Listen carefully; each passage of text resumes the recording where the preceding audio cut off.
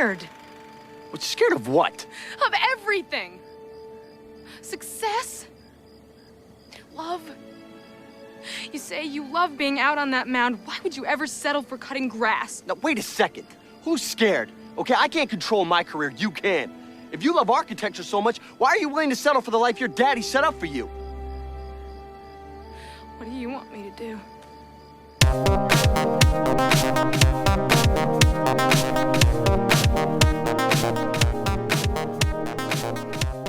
How am I going to afford grad school, Badway? How am I going to go back and be an architect if my dad won't pay for grad school for me? What do you want me to do? Get student loans? Fill out a FAFSA? What am I supposed to do? What am I going to do? Get a scholarship? I can't get grants. I can't get that. You see the house that we live in on the water here? I don't get good grades. My dad paid off the teacher. I can't get a scholarship. He's in with Lori Loughlin. They're in the missions pyramid scheme. Yeah, for sure. Yeah, Tenley Parish is definitely not the one that understands how student loans work. I mean, come on. How are we gonna go to school here? What's she gonna do? How does anyone go to school? Yeah. How is it possible? She can't become an architect. Well, her dad is such a savvy businessman that he taught her long ago that taking out student loans is a sucker's job. Yeah, Only suckers take out student loans because you're paying forever and it's not worth it. Hey, you know what? The other thing that I can't understand is why would an architecture degree be something that this guy looks down upon? It's not like some random degree. She could actually make money. What are you doing, Tenley? You drawing pictures? Is that what you want this family to look at you for?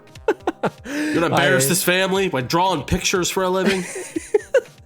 I can't wait. It's Father's Day weekend. Can't wait to get into the bad fathers section here. But anyway, welcome back. It's episode 82 of the Last Row Podcast. If you're looking for our website, thelastrowpodcast.com. Welcome back, Badway. On Twitter at The Last Row Pod. Facebook.com/TheLastRowPod. Spotify. Head out to Apple Podcasts. If you love the show, please leave a 5-star review. Head out to Podchaser. Do the same. Welcome back, Badway. It's been a while. Yeah, man. Shout out to Chris at Pro Wrestling Repackaged. Pro Wrestling Repackaged. For filling in for him yesterday. Yeah, I was, holed up in some kind of cell by Terry Silver, but I'm back now. Systematically ruined his life. He's back. He's back. Just because he wanted to. That's how he rolls. And I guess now we're on an opposite schedule here, so the listeners get us on different weeks. Isn't that weird? Isn't that weird? It's it's a good change up. I'm going to mess up all the dates, but it's good to be back. It's good to be back. Yeah, let's get right back into it. So we're talking about Summer Catch, Drew. Baseball classic, 2001 romantic comedy / baseball movie. Is this really a baseball movie, or is it a romantic comedy, or is it both? And how much baseball needs to be in a baseball movie to consider it a baseball movie? I feel like I would say 97% of all baseball movies are romantic comedies disguised as baseball movies. Trouble with the Curve. Yeah. I think if there's 20% baseball in your movie, you're allowed to call it a baseball movie. It centers around baseball. There's baseball being played. Yes. It's like, is Die Hard a Christmas movie? Well, kind of. Yeah. Just because there's Christmas all around it. It's true. It's true. Don't want to open old wounds here. Yeah. So, is The Sandlot a baseball movie? They don't play a lot of baseball in The Sandlot. A lot. Half the movie is them trying to get an object from the dog. I think it's an amateur baseball movie because it's professionals. But it's clearly a baseball movie, even though less baseball is played in that movie than there is in Summer Catch. That's true. Yeah, it has a baseball component. It's a baseball component movie. Yeah, baseball is a pastime, is a feeling, and That's it true. works, in real life as it does in movies as well. Anyways, directed by Michael Tollin or Toyin, if you're dirty. Medellin. IMDb 5.1 out of 10. That's about right. That's about right. Rotten Tomatoes 8% That's too low. Come 100, on. Probably too low. 8%? That's a bit much. This is not a good movie, but 8%? Come on. Yeah. Metacritic 21%. Too low. That's too low. Possibly fair. Before we get into the synopsis here, Michael Toyin, Drew. Do you know who this guy is? I don't know anything about him. You have a good background on directors. You don't know anything about him, but he shaped your future, Drew. Did he? First of all, right after this, he directed Radio, which is a great movie. Oh, man. I never saw that, actually. But did you know that he was the creator and executive producer of a show called All That? Are you kidding me? On Nickelodeon. He made All That. I did not know that. And also Kenan and Kel. I did not know All That. So this guy is awesome. That's cool. Yeah. I like this guy already. But I could tell maybe he's better suited for television. That's what I'll say. Yeah, and I'll tell you, he executive produced the following TV shows: One Tree Hill. Oh, man. Which makes sense considering this movie. Teen drama, coming of age tale. Smallville. All right. Executive produced Smallville. Have you ever seen Arliss? Yeah, it's I know an what HBO that is. show. Robert Wool, he's a super agent. Yeah. He did Arliss. He executive produced a large quantity of episodes of the 30 for 30 ESPN series. That's interesting. And he executive produced a little game called Slam Ball. Are you Do you kidding remember me? Slam Ball? That's the one with the trampolines? Trampoline basketball. That's like a death trap. He was in on that production, Drew. Imagine, look, I roll my ankle when I play regular basketball. Imagine me trying. Could you imagine trying to play slam ball? Like, imagine you step in the corner of where the trampoline is. Just picturing your ankle snap, jumping on trampoline. That would be me. Yeah. I would be both ankles broken. Yep. So yeah, this guy has a really down the middle take on both sports and teen drama. So it's like it's a perfect guy for this movie. Better suited for television. Yeah. So Summer Catch, a coming of age romantic comedy set against the backdrop of the Cape Cod Baseball League. CCBL. Local boy, B-O-Y, Ryan Dunn, or Dunn, if you're dirty, now a pitcher for Boston College, meets... That's not right. Why are you giving me fake stuff, Drew? He's not now a pitcher for Boston College. He's not a pitcher for Boston College. He quit Boston College because his mom's dead. She died. And I also copied this 3 weeks ago when we were originally planning this, so I didn't proofread it. Well, his mom was alive back then. Now she's dead. That's true. Meets Tenley Parrish, the daughter of a wealthy couple who's... Is that too harsh? Before Cobra Kai. Before we did Cobra Kai. Lots happened since I was on the show. Don't you miss Chris? Don't you miss him? He's a lot less controversial, you know. He's better at this than I am. Chris, we need you back, man. Yeah. Please. Yeah, we won't get us canceled if Chris is back. The daughter of a wealthy couple who summer on the Cape. Have you ever summered anywhere, Drew? No, I've summered in my home. Maybe I don't know. Have you summered anywhere? Because that's you're gone for the whole summer, right? It's like a camp thing. Yeah. My family did not have the means to summer anywhere. I had to fill out a FAFSA, man. I can't. I can't be going summering. We're both about that FAFSA life. Ryan and Tenley fall in love, much to the chagrin of their families, while Ryan clings to one last hope of being discovered and signed to a pro baseball contract. I'm sorry for the train wreck that was that situation there. Well, the Boston College thing threw me off, and then I just ruined it, so it's fine. No problem at all. We've had worse synopses. Yeah. No, there was a clear mistake in the synopsis, and I apologize to everyone. But it's funny, I told Drew before we even hit record that he writes the synopsis or he copy-pastes them from websites, right? And I will read whatever he writes, like Anchorman, like Will Ferrell and Anchorman. I'm gonna test this someday. He could write the dumbest thing, and I'll read it and not even realize it until after I say it. And this was unintentional too this time, so we'll see. We'll have to see. It proves that I watched the movie, Drew, because I knew that he got kicked out of Boston College. He doesn't play for them anymore. What was the other school he was at? Framingham State. Framingham State. Is that that's a real college, right? It's a real college, but he got into a fight with a teammate. I presume that he made a joke about his dead mom. I thought he was going to Boris College or something, No, Boris. Some fake college like Duke. I don't know. Duke? Should you tell her or should I? Was this actually filmed in Cape Cod? Because it didn't. No. I can't tell. I found out that this was actually filmed in North Carolina, Drew. The director apparently did a tour of Cape Cod and shot some B-roll, some shots. Very specifically, I remember a shot of the Chatham candy store that I actually went into and bought dark chocolate malt balls from that very store. It was $4.95 for a little pouch, very overpriced. But they were good. Was it worth $4.95? Sure, why not? You're on vacation. What are you gonna do? You might as well. Yeah, you might as well. But that's interesting because this guy went and filmed B-roll, but then they faked it. And this gets into the budget in a second. Mm-hmm. Actually, I'm gonna start with the budget. Let's just jump to that. I'll go back to the taglines in a second. We won't get back to that later. Good. Okay, let's go. We're not gonna get to that later. # we won't get to that later. Budget $34 million. Now let me tell you, I looked this up. we looked this up before the show. Most of these types of movies, these romantic comedies, these coming of age tales, these whatever type movies, right? Baseball movies. Now, I didn't look up baseball movies. These whatever movies. $34 million. Yeah. Where the hell was the executive producer on this and the accounting department that let these people spend $34 million? Like, did they faithfully recreate the stadium of the Chatham A's in North Carolina? Yes, they did. I'll tell you, that's absolutely what they did. Like, did they take it to the grass blade, like the individual grass blade? So Veterans Field is a very like famous landmark in Chatham in Cape Cod. You know, it's like a very famous, like, you know, nice little stadium. There's not much to it, but it's a nice baseball field. So they recreated it for the movie, but it wasn't literally Veterans Field.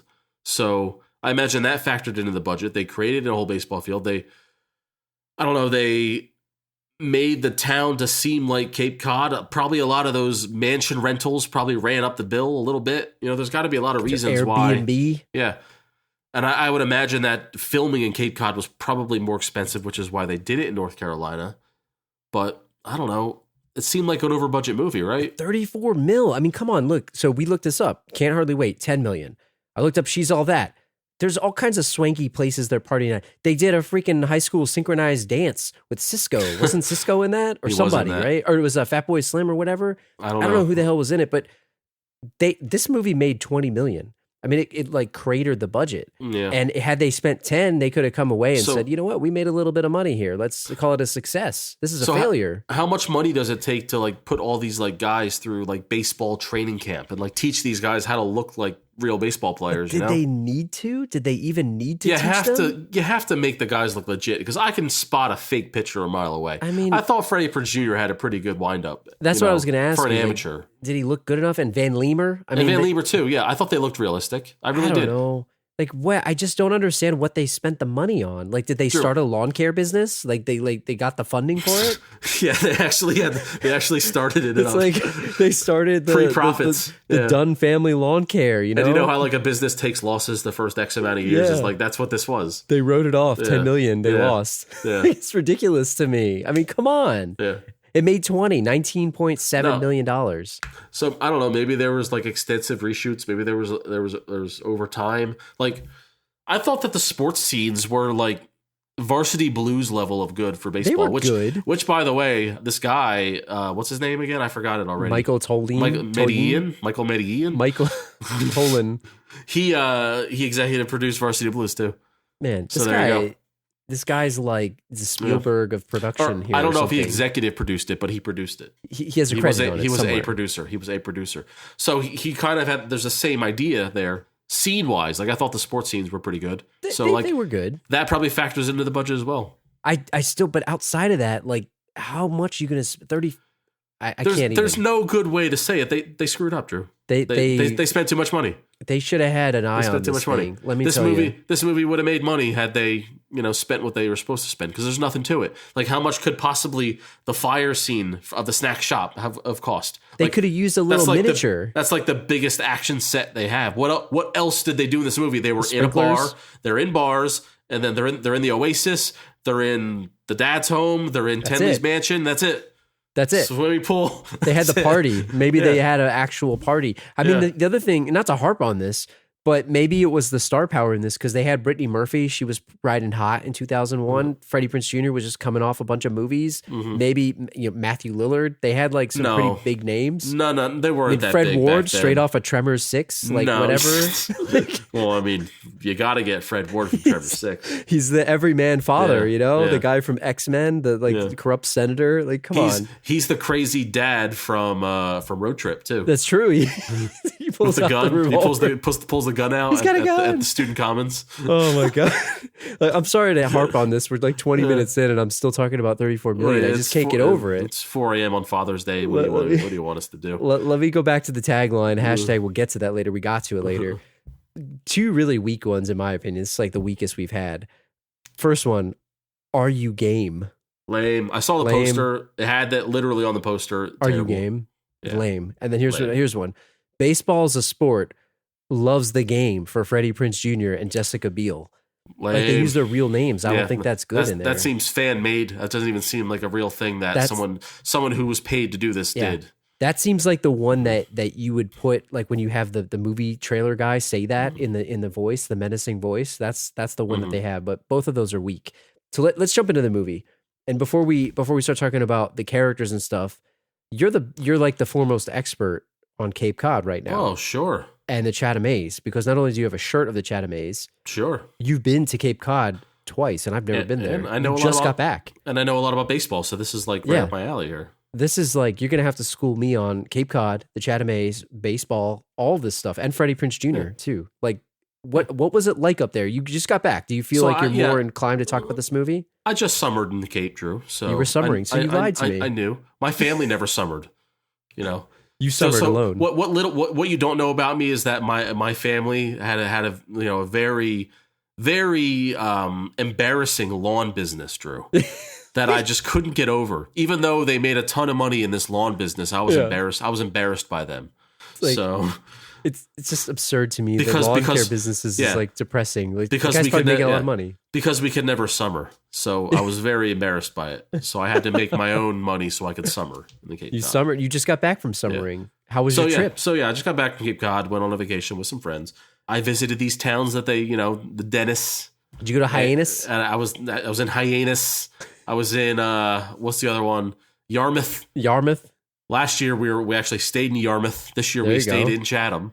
So I've been to these cities. Did you go to the field?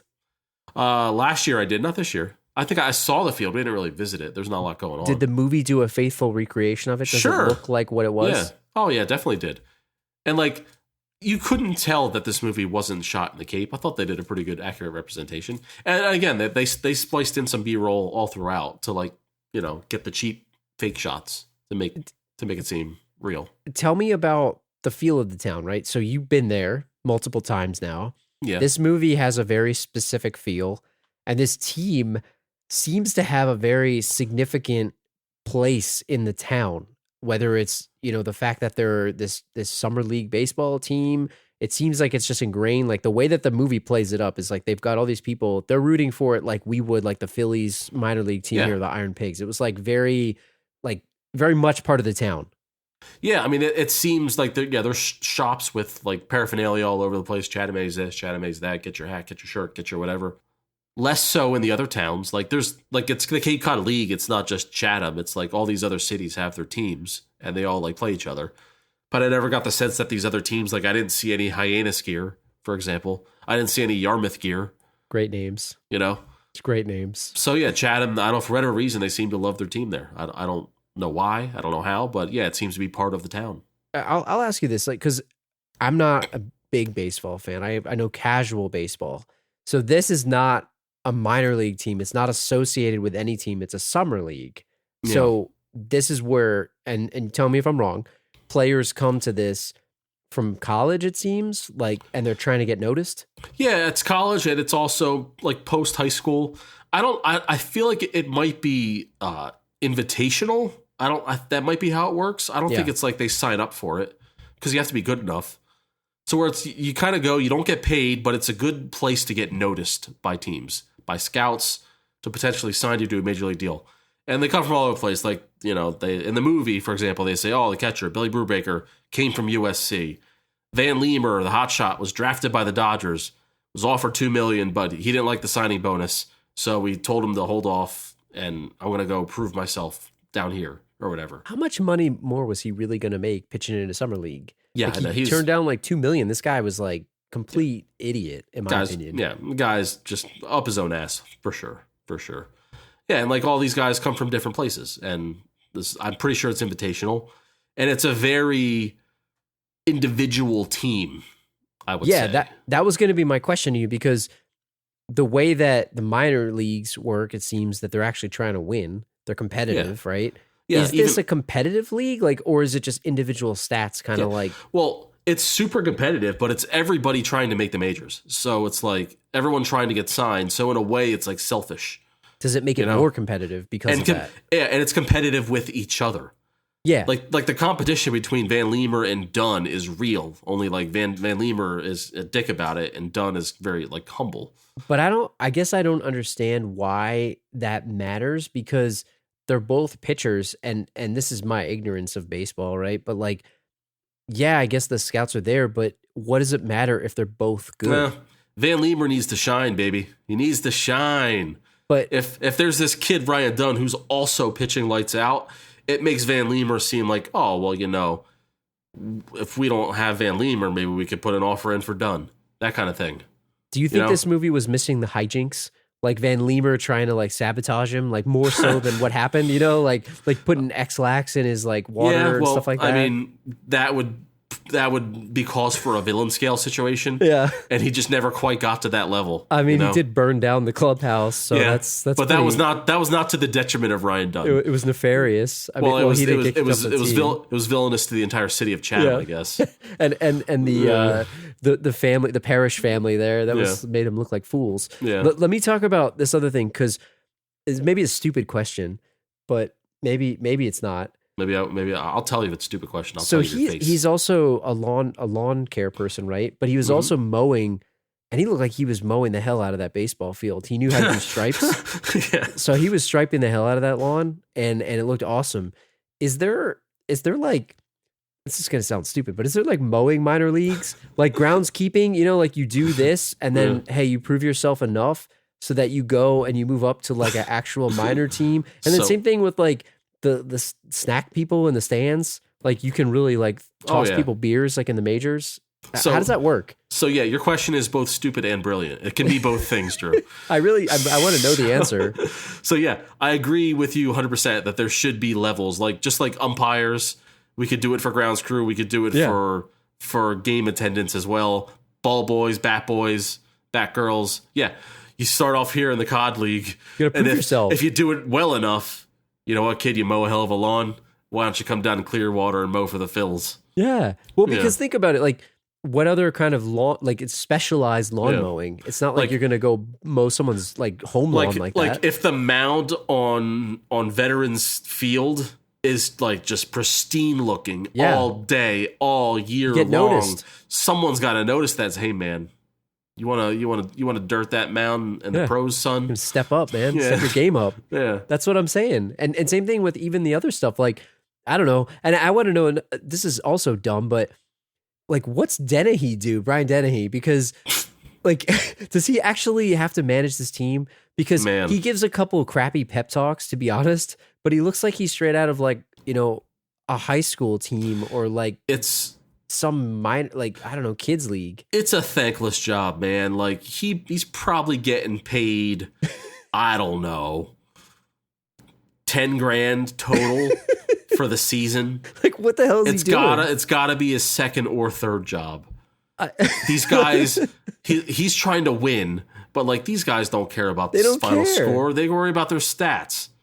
That's all they care about because they're trying to get signed. They don't care about the wins. Do you think he was a good manager? Like, was he good? As good as he could be, man. I'll tell you what he's not good at is filling out that uniform, man. Yeah. How ridiculous is it for a guy of his size and age to be walking around in pajamas, Drew?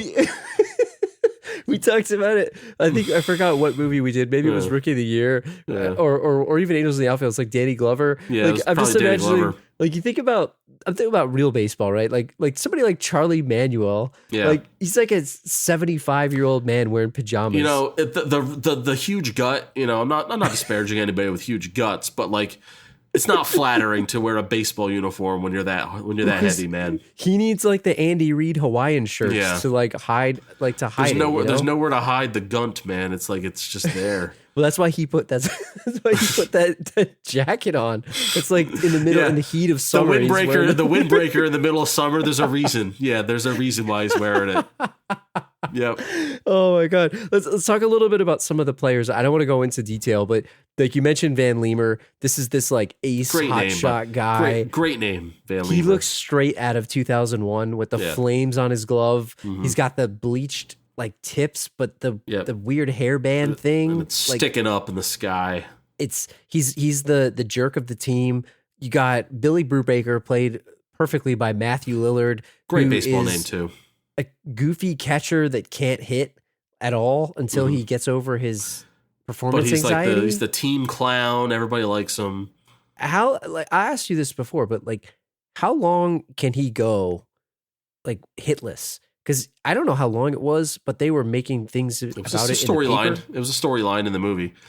Yeah, catcher's a defensive first position, so you're allowed to not be a great hitter if you're a great defensive catcher and like you're a partner with the pitchers, like you're calling the games, calling the balls and strikes.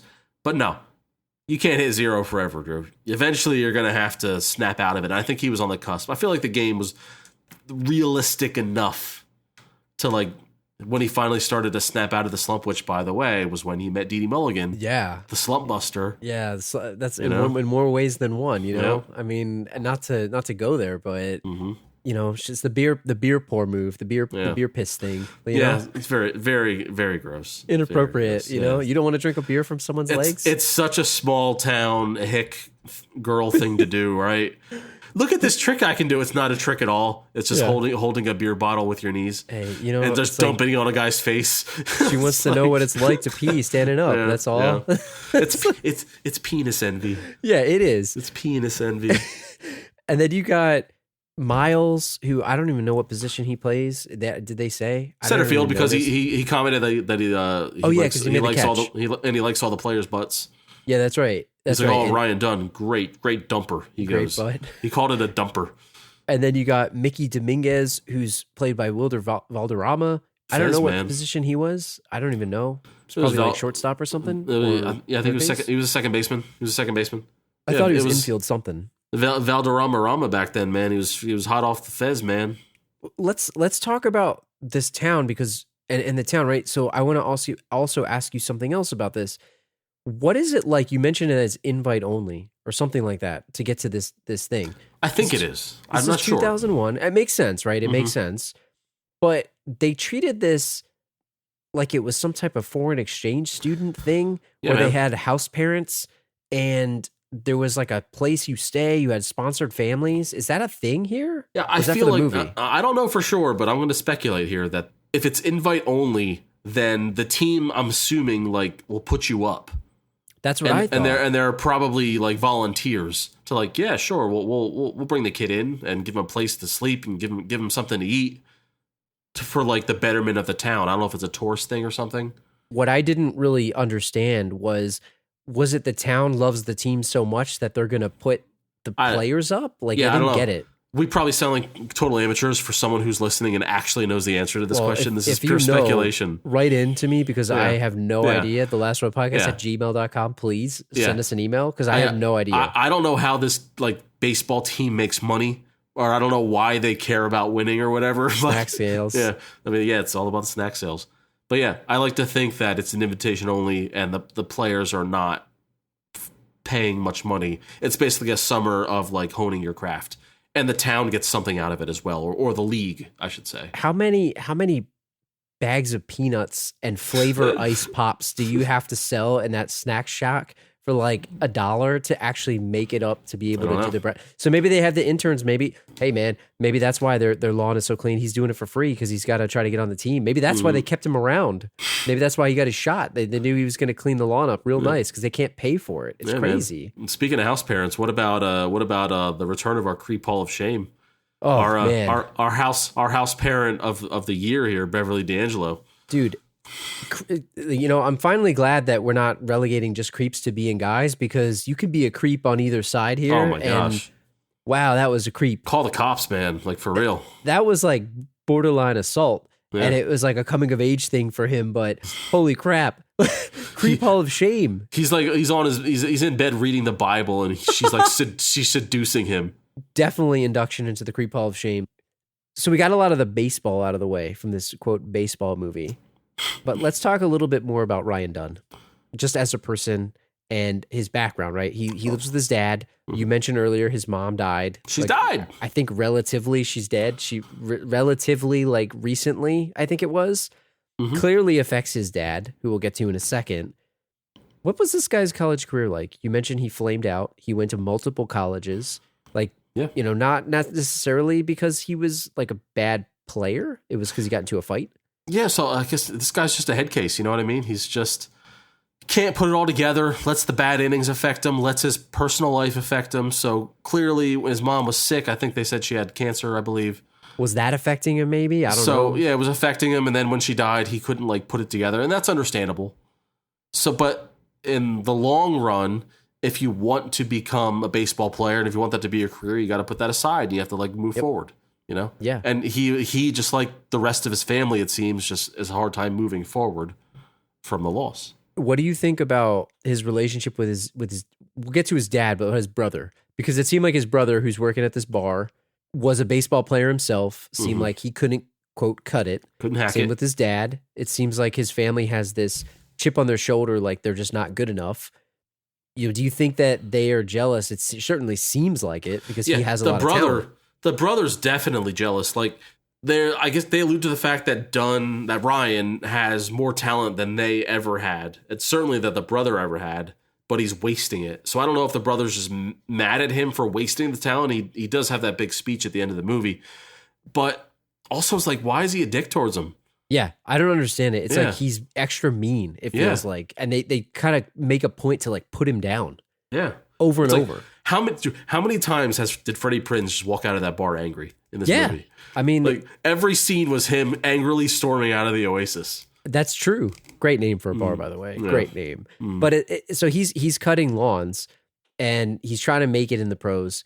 His dad is always telling him, like, make sure you get your lawns done. Doesn't matter if you pitch a no-hitter, like, did you get your lawns done? Like, that's all he cares about. He eats, sleeps, drinks, and shits lawns. I swear to God. He's just got a passion, you man. could be talking to him about anything, and his response will be, yeah, well, the Connolly lawn needs to get done. I mean, I'm worried about those azaleas. He's a business owner, man. He's got to look what's best for his business and the bottom line. See, I don't get it. He's just trying to move on, man, one step at a time. Exactly. One lawn at a time. He's trying to move on from his tragedy. I don't know where to put this, but let's mention it here. We mentioned he hooked up with Brittany Murphy's character. It's kind of weird, right? Because his best friend's sister is that character. What's up with that? Yeah. And it seems is that like a violation? It seems like the friend, like, he didn't for care. lack of a better term, pimps her out to people. Yeah, it was pretty bad. And it's not that she's totally into it, but it's like, it's weird that he's like matchmaker for her. Isn't it odd? It was very odd because he hooks her up with Billy Brubaker later. Yeah. And pimp is the wrong word. It's matchmaker is the word. Well, and the thing is, right, so she clearly they must know about her because she steals all the guys' underwear. And they knew the second he had the underwear, you hooked up with her, right? How many so she must be a ball player chaser. How many ball players has she banged, Drew? That's true. And it seems like she's hanging around that team. And the guy, her brother, is like at the center of it, which is weird. Yeah. Let's talk about him for a second. And Ryan Dunn, like, is he a good person? Because it seems like, I don't know, it's like controversial, I guess, but it seems like he doesn't treat his friends very well from what we see. Or he takes them for granted, right? That's a better way to put it. I think. At the same time, though, Drew, does he see through them as, no future, just hanging on to the same old stuff, holding him back a little bit? Is that way he sees it? Or I don't see how they hold him back. He's holding himself back, but maybe he sees it that way. Or is he worried like they're riding his coattails? Like once he hits the majors, they're going to come calling for money? Yeah, but they don't seem like those kind of guys. They don't. But does he feel that, Maybe. They seem like nice guys to me. He seems like the kind of guy that success might get to his head, Drew. Oh, 1,000,000% agree with you. Could he one day become a Van Leemer himself? Yes. I think he's... Can't you see that? He's a Van Leemer waiting to happen. He's got the bleach dye in his drawer next to his nightstand waiting to hit the pros. He's looking for that success that just he's self-sabotaging, but if he ever gets that success, I don't know, he might tip into the dark side, man. I don't know. What do you think of him in his relationship with his best friend? Like that guy, the Brittany Murphy's brother. Yeah. I don't know. All I think about is that scene near the end where he's giving him that big pep talk where he's like, we do these movies and I kind of like, I can kind of see, it's hard to describe where like I can see the scene being shot. I'm not watching the scene.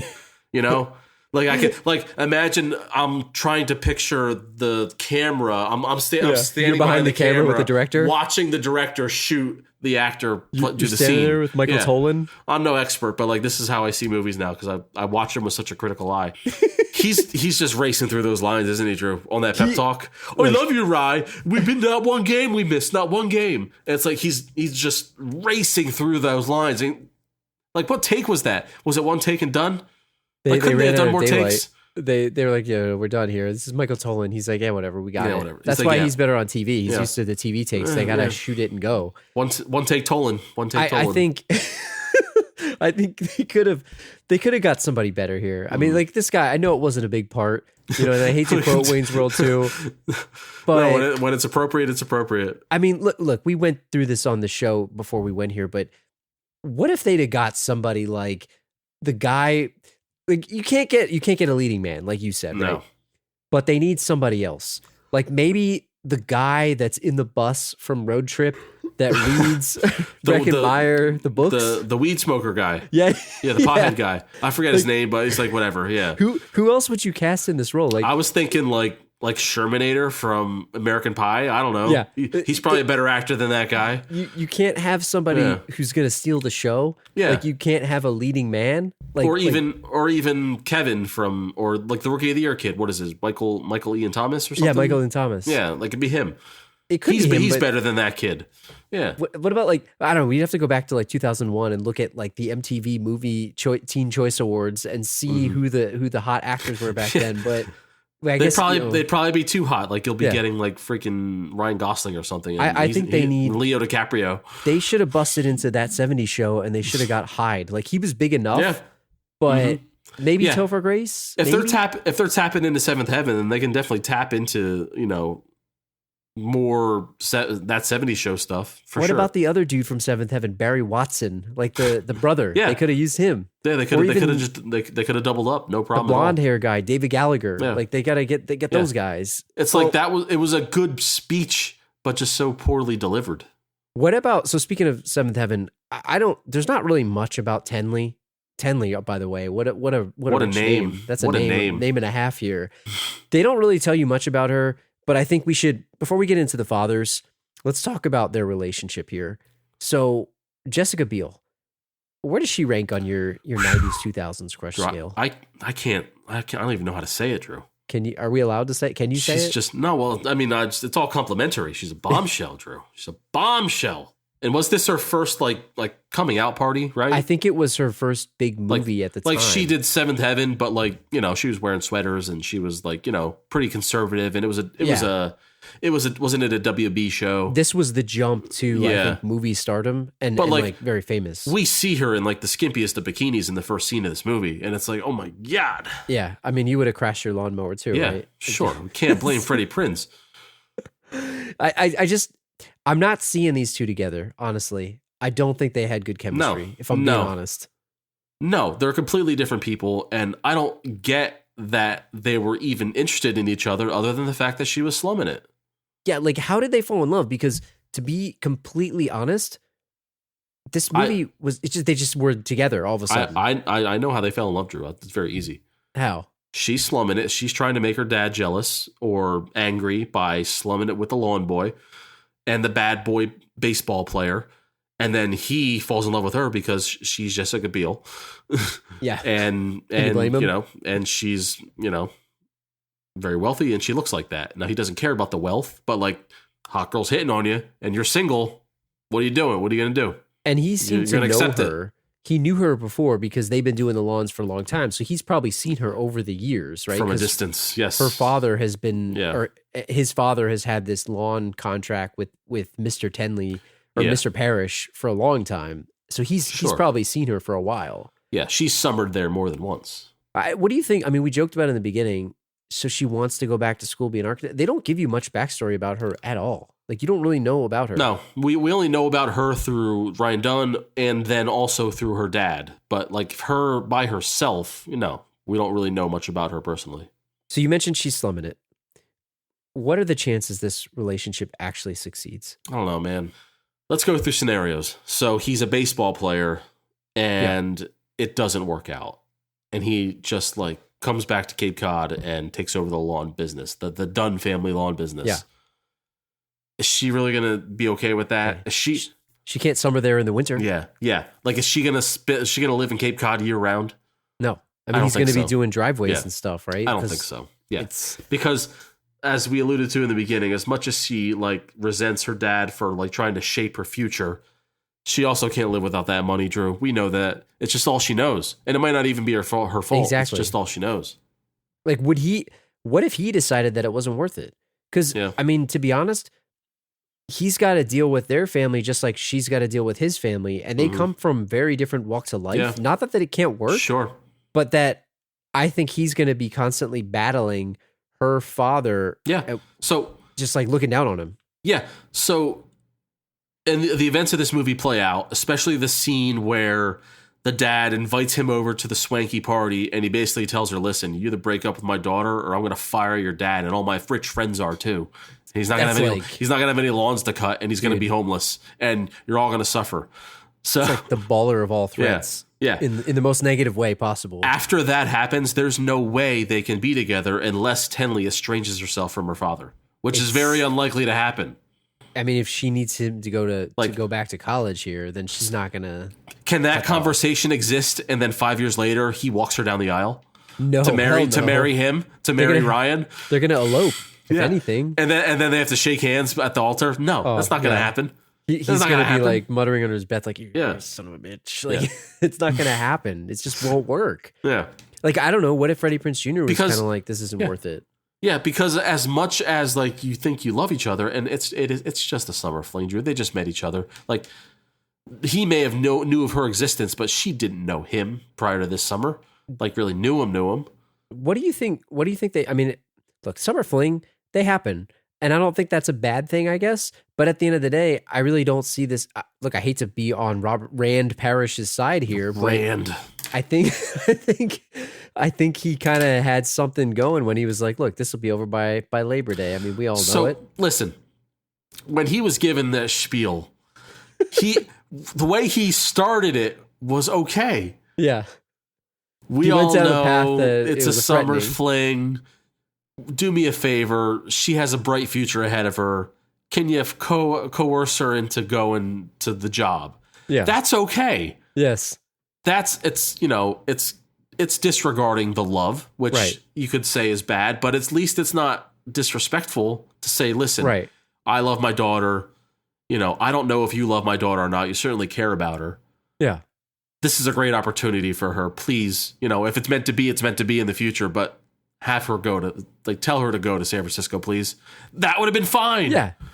But he doesn't have it in him, man. He went full heel turn. Well, not turn, but like he went scorched earth. Yeah, he went scorched earth with you break it off. I'm going to destroy your life. I'm going to destroy your family's lawn business.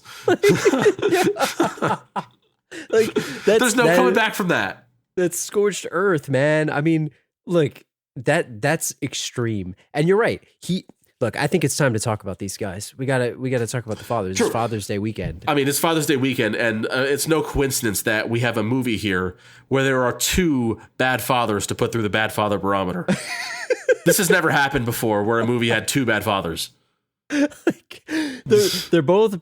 I think it's going to be interesting because we could say who's actually bad and who isn't, or are they both bad, or are they misunderstood? Yeah. Like what are some of the? Okay, we talked about the bad father barometer a couple weeks ago, but what do you consider things that would make them a bad father? Maybe not specifically each of them, but what are like? I know we're not going to rate it, but what are categories or things that you consider transgressions? It's simple. There's like first on the list is alcohol abuse. Is the father an alcoholic? Yeah. And is that driving the wedge? And clearly, in most movies, yes, that's the case. Substance abuse. Yeah, and it's especially true with Freddie Prinze's father, not so much Tenley's father. Is there adultery, or are there good intentions? Yeah. So if the dad's cheating on the wife, obviously that's another red flag, but in this case, the wife is dead. And the other dad, as I assume, is asexual. The wife might be cheating on him. He had sex at least once because the daughter exists. But other than that, I can't see it. I can't see it. Or did he? Yeah. Because the mother was hitting on Freddie Prinze Jr. Yeah. Well, you could see that, Do they care about their kid? Yes or no? I mean, you could score them some positive or negative points there. Do they have selfish intentions about their children? Yeah. Or do they have good intentions? They can just go about it the wrong way. That's something we have to look at. Are they vain? And are they obsessed with their own image? Are they worried that they're giving the family name a black eye? That whole thing. And are they available, Drew, to them? What do you mean? To the offspring, either both physically or emotionally? Like they're offering them fatherly advice? Yeah. So is he physically there? As in, like, is this the kind of dad that takes off? Yeah, that's true. For months at a time, if not years, and comes back for 5 minutes, like we saw in our Angels in the Outfield episode? Or do we have the dad here, Ryan Dunn's dad, where the guy's physically there, but emotionally he's nowhere to be found, and in fact, negatively impacting his life? That's true. That is true. Let's talk about Ryan Dunn's dad first. What's his name? I forget his name already. Scene Dunn. Scene Dunn. Okay. Sean Dunn. Let's talk about Sean Dunn first, played by Fred Ward from Tremors, as we said. Great actor. Great actor. I thought he did a good job. First off, by the way, we spoke about this off air. This is a good time to bring it up. There are not a lot of good actors in this movie, no. in any role. But these two dads actually were the best two actors in this movie, hands down. I mean, it wasn't even close. Like, before I forget to say this, like Freddie Prinze Jr. used maybe one or two lines in some type of like New England accent, and then he just realized he couldn't cut it, so he stopped. Yeah, and it was mostly in the scenes with his brother. Yes, the brother tried the accent too. So he was probably like, "Oh shit, I got to do Boston." That's right. In and out of that, and one take Tolan isn't gonna retake for accents. So I wish we could go back to the beginning of this movie. If we ever see this guy again, Michael one take Tolan, like that's what we're putting in the notes. But the father, so Fred Ward's character, Sean Dunn. I want to say Dune, but it's Dunn. But with Sean Dunn. He had a reason, I think, for being emotionally distant because his wife just died. He's still grieving. Was probably tough. He's grieving. Hang on, Drew. I have evidence. You have to watch the whole movie and absorb every line. All right. There is a point in the movie where the brothers are talking about mom. All right. While she was alive, and about how mom used to, she loved to talk. She was a talker.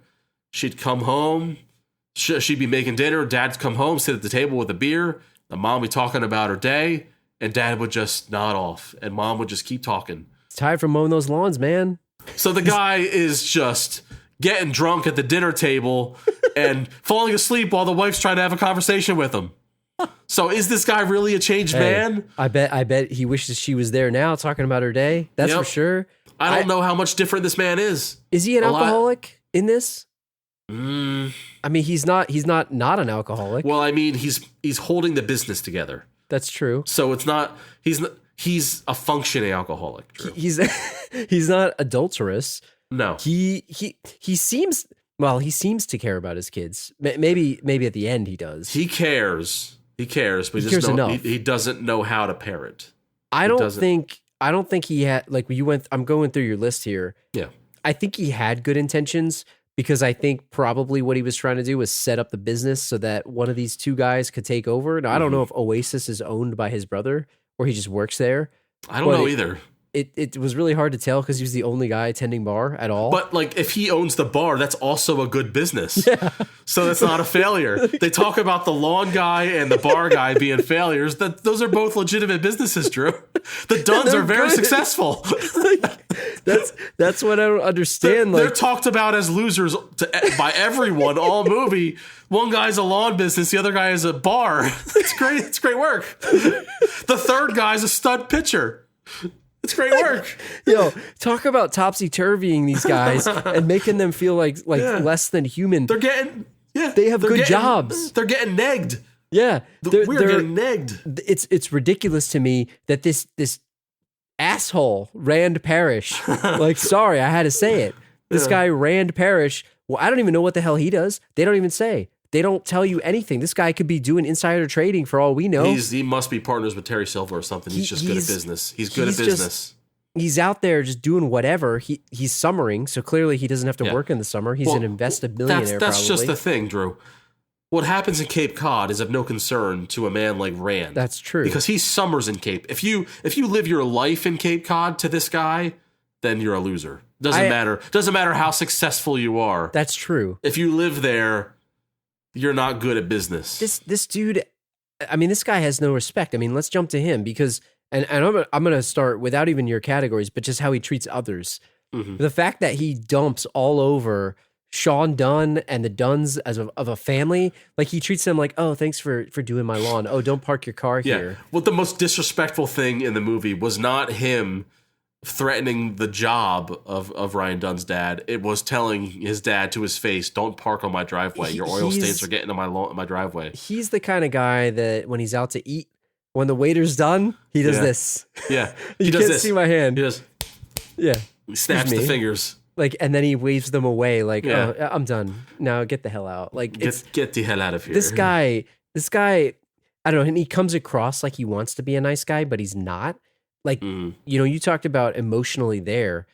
I don't really think he's there for his daughter. Like, he just wants her to be something that he wants. He's worried about his family image. He wants his daughter to be an extension of him. And Drew, I have the quote.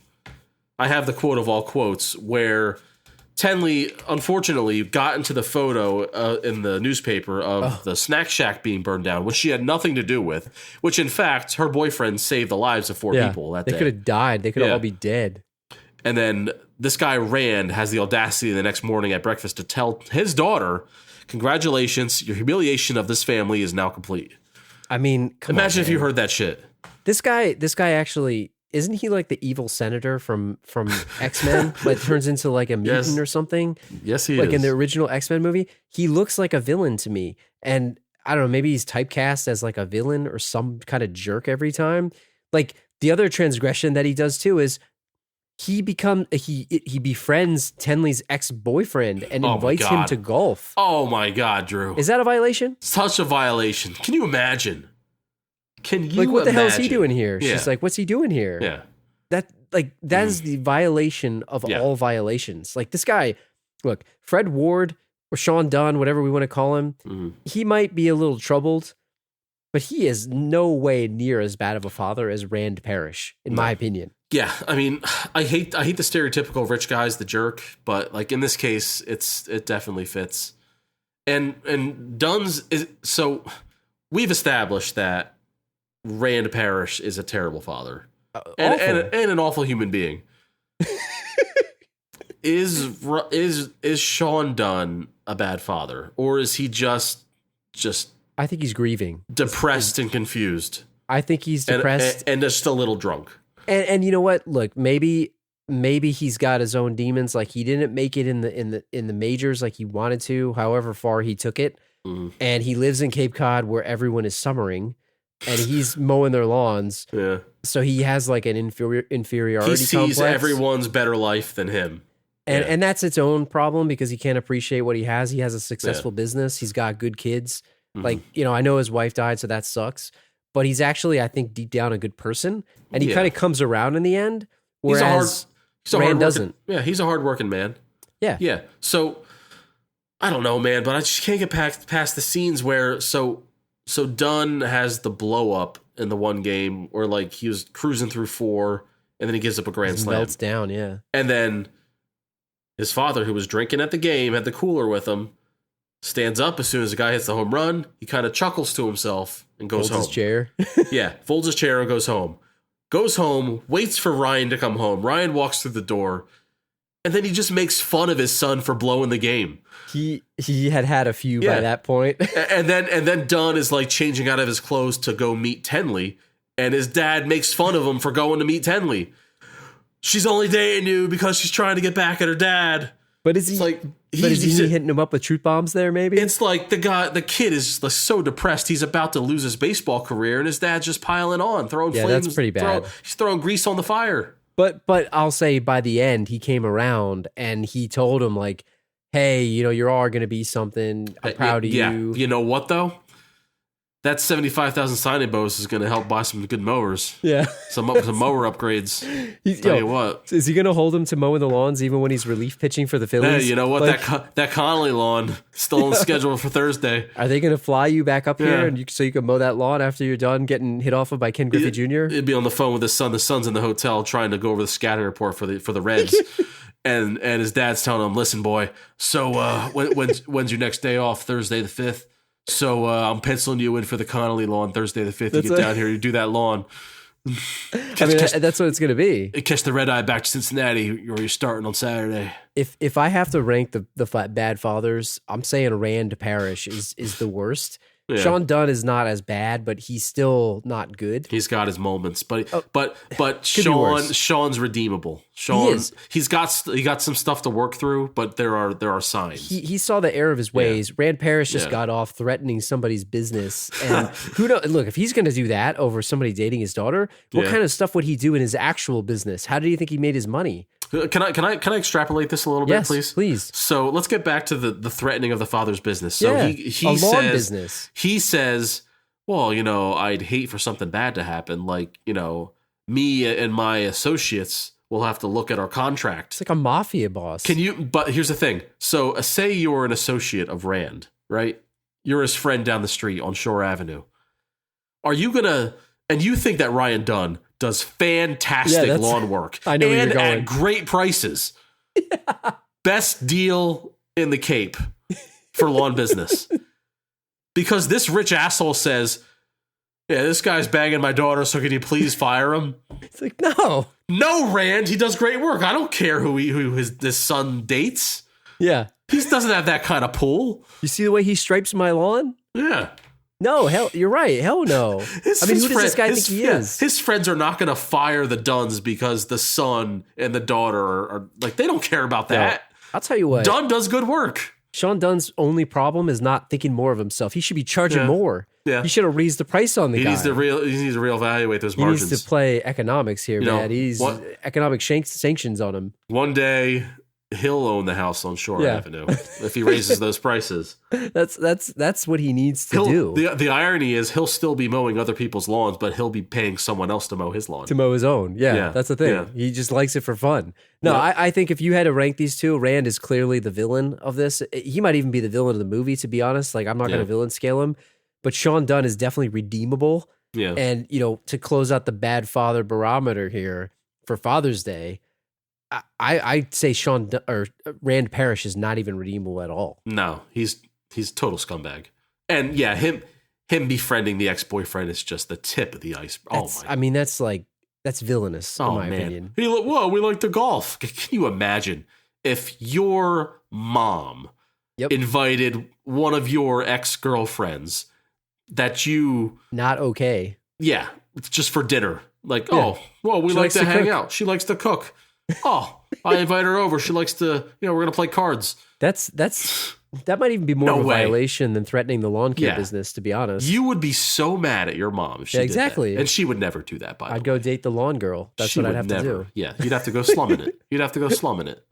I know we said we wouldn't talk more baseball, but we're at the end of this thing, relatively at the end, and we gotta address the elephant in the room. Mm-hmm. Walking off the mound of a no-hitter.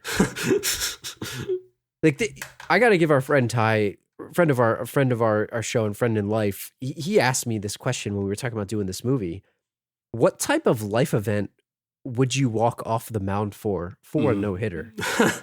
Like, what would it take for you to do that? Because there's not much, right? And this guy's got scouts. There's only so little things that happen, like, spontaneously to where the situation would come up where it's like, I can't do this that day, I have a game. So if I have a game, then I'm not going here, I'm not going there. Yeah. So Tenley catching a flight out of the blue to San Francisco is such an event where, it's now or never kind of thing. So let me ask you, if he would have just finished that perfect game, no hit or whatever it may be, and then Tenley flew to San Francisco, and he took the next flight to San Francisco and met her there. Isn't that the same thing, or is it more romantic to leave the game? I guess leaving the game is a grand gesture. It's a grand gesture. It's a grand gesture, but I don't think it was going to impress her. She has no idea what a no hitter is. She doesn't care. She said it in the movie. She doesn't know what a no hitter is. So because he left it is of no consequence to her. What maybe a grander gesture is paying the money to go on a flight and go fly after her. She gets money, Drew. That's the thing. Or does she get money? No, she doesn't get it. Actually, she doesn't. She'd be like, "Oh, did you use your frequent flyer? Did they upgrade you to first class? Like, what would did you fly first class out here? Like, she wouldn't get it. Mm-hmm.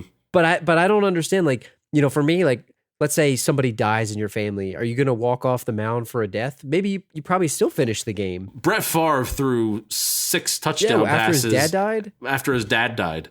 That's so. I mean, that's like a lot of these sports guys, for better or worse, they'll play NFL games and miss the birth of their son or daughter. Yeah, these things happen. Maybe it's because it's some type of summer league and it's not like a big deal. But this guy's got the Phillies scout there looking at him, trying to sign him to a team. He's got all these people, and he wasn't even supposed to start this game. They got rid of Van Leemer. This was like a big deal. The fact that he was at this game and the fact that he's hitting a no-hitter, they said that he was going to get crushed, and he didn't. He was killing it. But she already showed up at the game already. Yeah. So I don't know.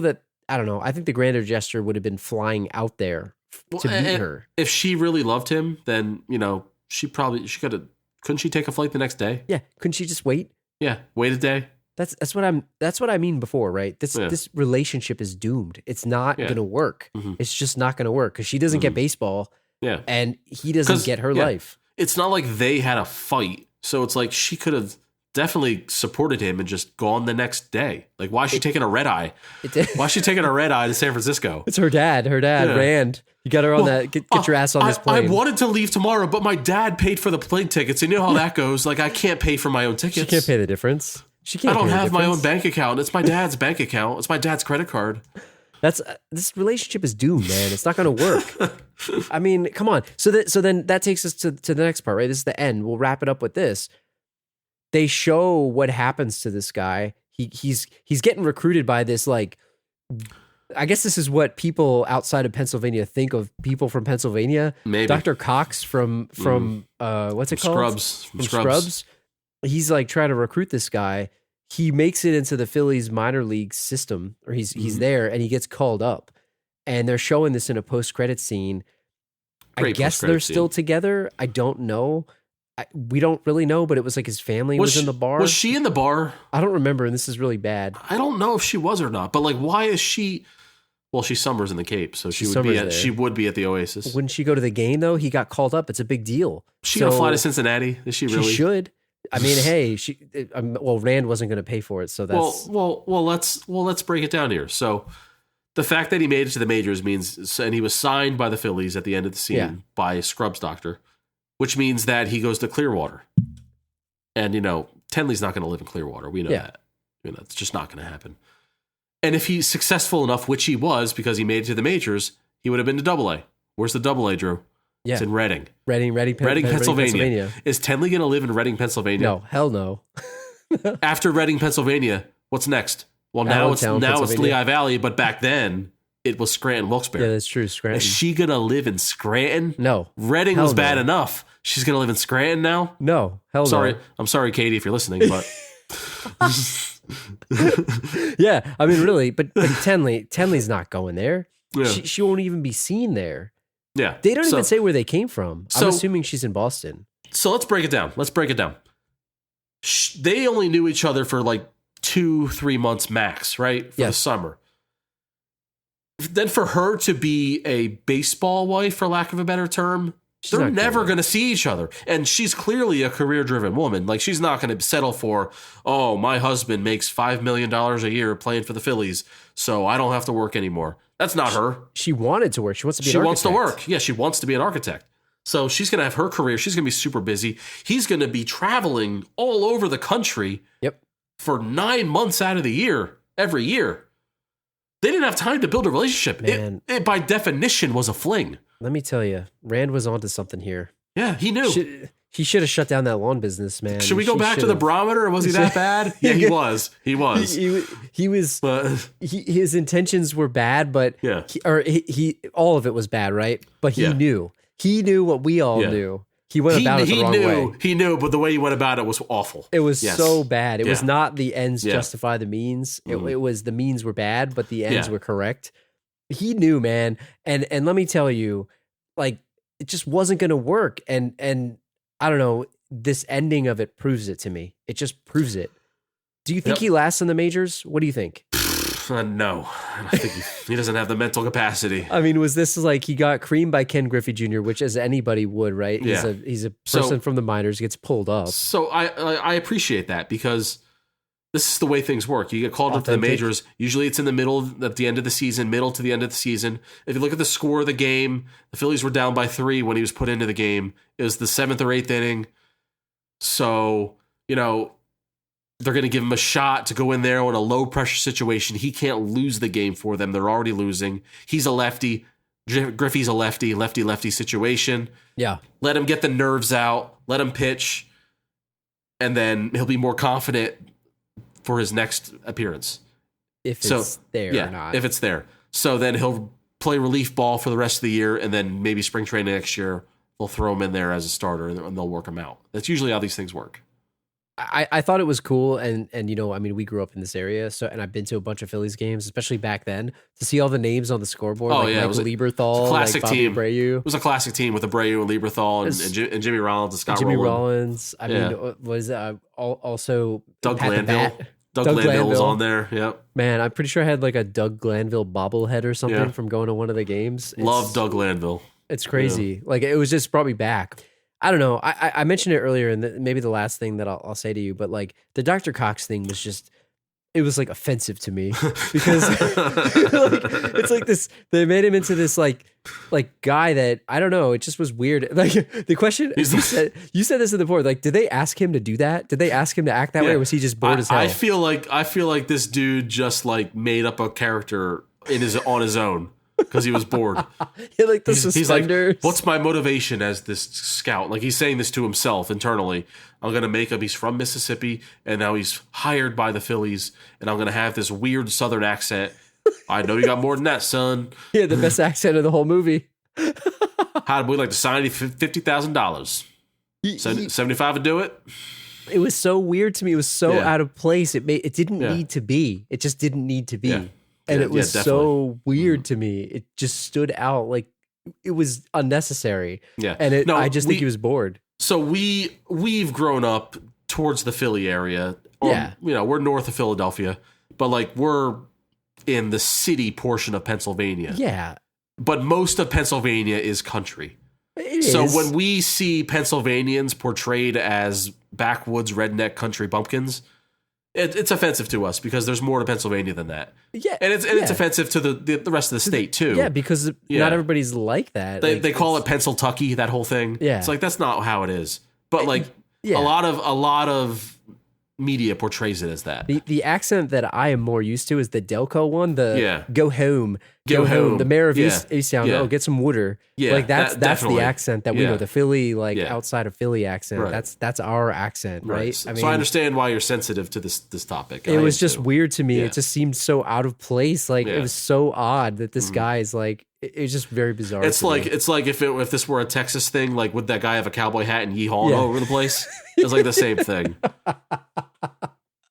Oh my god!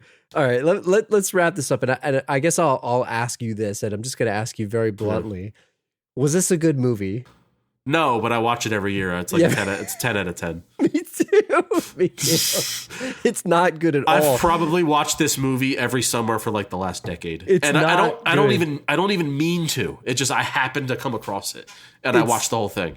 It's not good, and but I enjoyed it, and it's bad. It's probably one of his worst movies, Freddie Prinze Jr. Like he's bad in it. So he's really bad in this. It's like there's nothing good about it, but it's such an easy watch. There's low stakes. It's got Jessica Biel in it. Yeah, it's funny to watch him drop the accent. You know, if you never even started it, it's like he added it for one scene. Yeah. And the two dads are just like for most of the movie so awful that it's entertaining. Oh my god, Rand. Oh yeah, I agree with you. It's not good, and I watch it every year too, or whenever I do. If it's on, I'm gonna watch it. Yeah, wasn't bored. Yeah, if it's on TV, it's a channel stopper for me, and I don't know why, because it's not a good movie. I'll admit it, but I don't know why I like it, but I like it. I'm glad that we did it, and you know it's Father's Day here. Happy Father's Day to all the dads Father's out Day there. to you. Thank you. You're a dad. Happy Father's Day to all the fellow fathers out there. You know, hopefully you guys don't fall on the stay off the barometer. Drew is definitely not on the barometer. I'm teetering. You know, he's not on the barometer. But you know, happy Father's Day, and I'm glad that we were able to come back 2 weeks in a row. I give a shout out to Chris again. Thanks you, Chris, for guest spotting last week. You did a great job. Thank you. hopefully people enjoyed that kind of episode. We're going to try to do some more bonuses coming up here. Maybe we'll do some other creative things, have some more guests in the future. But if you guys enjoyed that one, definitely write in, let us know. If you like this episode, let us know. TheLastRoadPodcast@gmail.com. Go to the website. There's a contact form, TheLastRoadPodcast.com. Leave a comment on this episode's page. Twitter @TheLastRoadPod, Facebook.com/TheLastRoadPod, Instagram, Spotify. If you love the show, consider leaving us a review. Thanks to everybody that did so. And we'll see you guys next Thursday, July 1st. We're off cycle here, but we're gonna be back in 2 weeks. July 1st. So we'll see you guys later. See on ya. that note, see ya. So one thing we didn't talk about was the I think it's the last line of the movie where Tenley goes, "Let's be together." That's another one take talent or whatever the hell the guy's name is. One take Tolan. Take Tolan. Mike Tolan. That line was delivered so cringy. Oh my god.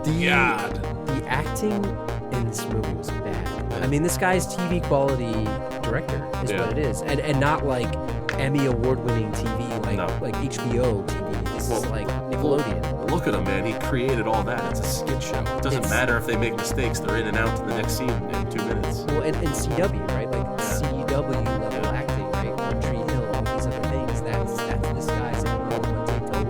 Let's be together, Drew.